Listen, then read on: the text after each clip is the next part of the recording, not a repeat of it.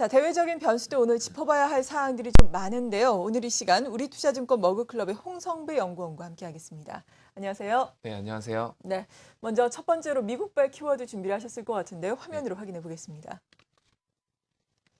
키워드 공간, 미국의 양적 완화 문제입니다. 양적 완화, 축소에 대한 우려가 지속됐는데 간밤 같은 경우에는 또 경제 지표가 부진함에 따라서 양적 완화가 조기 축소되지는 않을 것이다라는 기대감이 또 형성되기도 했잖아요. 네. 이 논란을 어떻게 봐야 되겠습니까? 네, 지금 최근 이슈가 미국의 양적 완화가 조기에 축소될 것이다라는 우려감들이 시장에 굉장히 많은 상황입니다. 이제 어저께 미국에서 들려온 소식은 양적 완화 축소는 조기에 나오지 않을 것이다라는 이야기였는데요. 미국 애틀랜트 연방준비은행 총재가 중요한 것은 부양 정책은 상당 기간 지속될 것이다라고 이야기를 했습니다. 그래서 뭐 이런 것들을 조금 살펴보았을 때 아직은 양적 완화 축소는 조기에 나올 것이다라는 거는 약간 좀 우려감이 아닌가라고 생각을 하고 있습니다. 네. 먼저 경제 지표를 보면은요, ISM 제조업 지수가 좋게 나오진 않았습니다. 49.0이 나왔고요. 이전치가 50.7이었음에 비교했을 때 이전보다 안 좋았고요. 시장 전망치가 51.0이었다라고 했을 때 시장 전망치를 하회했다라고 이야기를 드릴 수 있을 것 같습니다. 그리고 건설 지표도 좀 좋지 못하였습니다. 그래서 최근 경기 지표를 본다고 해도 양적 완화를 아직 거론할 단계는 아닌 듯하다라고 생각이 듭니다. 시장의 우려가 좀 지나치다라고 생각을 하고 있고요. 그동안 주가가 너무 많이 올라서인지 증시는 굉장히 좀 민감한 모습을 보이고 있다라고 평가를 하고 싶고요.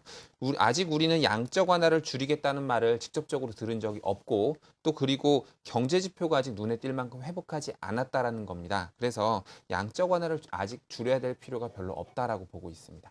네, 양적 완화 축소는 그러니까 조기에 나오진 않을 것이다라고 다소 긍정적으로 평가를 해주셨습니다. 이와 관련해서 또 이번 주에는 베이지북이 발표가 되니까 여기에서 어떤 코멘트가 나오는지 또 고용 지표도 상당히 중요하죠. 어떻게 나오는지 우리가 지켜봐야 되겠습니다. 두 번째 키워드 이어서 확인해 보겠습니다.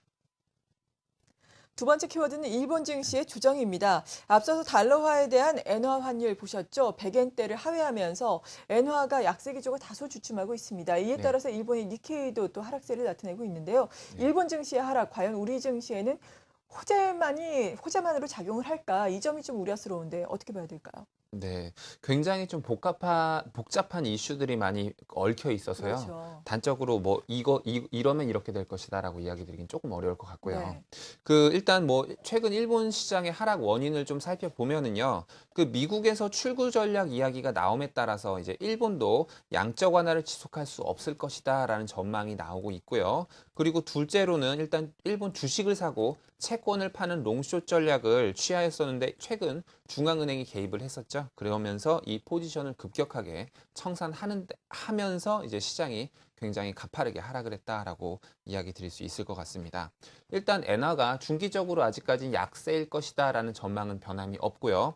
다만 너무 급격히 올라왔던 만큼 되돌림 현상이 나오고 있는 듯하다라고 생각이 들고요. 네. 또한 일본이 단순히 양적 완화로만 경기 부양을 시키겠다고 생각진 않습니다.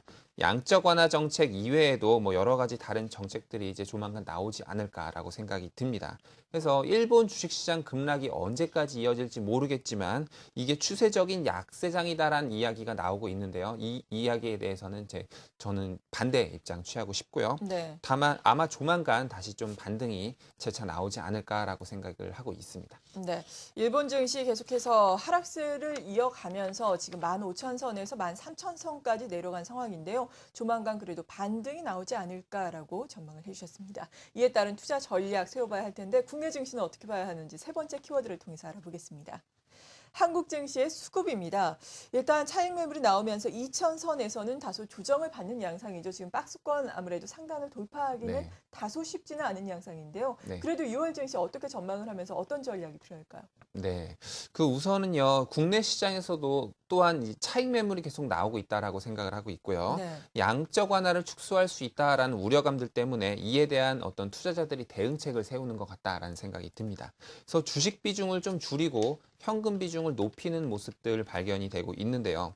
코스피하고 코스닥 모두 다 매물이 좀 나오고 있는 듯 하지만 코스닥 쪽에서 매물이 좀 더 많이 나온 듯합니다. 아마 그동안 좀 많이 올라서 그런 것이 아닌가라고 생각을 하고 있습니다. 매물이 좀 많이 나오기 때문에 당분간 좀 코스닥 시장은 저가 매수보다는 조금 관망하는 전략이 좀 좋아 보일 것 같고요. 네. 코스피 쪽은 조금 더 조정이 나온다라고 하면 밸류에이션 매력이 생기는 업종들로 좀 관심을 갖고 지켜보시는 편이 좀 좋을 듯합니다.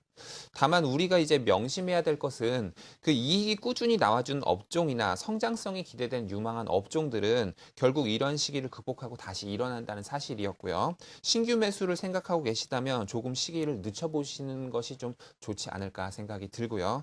혹시 주식을 보유하고 계신다라고 하면 그 종목이 그런 유망한 종목인가를 다시 한번 살펴보셔야 될 기회가 아닌가 싶습니다. 참고 기다림이란 씨앗은 결국 수익이라는 달콤한 열매를 맺어주지 않을까라고 생각을 하고 있습니다. 네, 이럴 때는 잠깐 쉬어가는 것도 좋은 투자 전략이 되겠다라고 말씀해 주셨습니다. 이 시간 우리 투자증권 머그클럽의 홍성배 연구원이었습니다. 고맙습니다. 네, 감사합니다.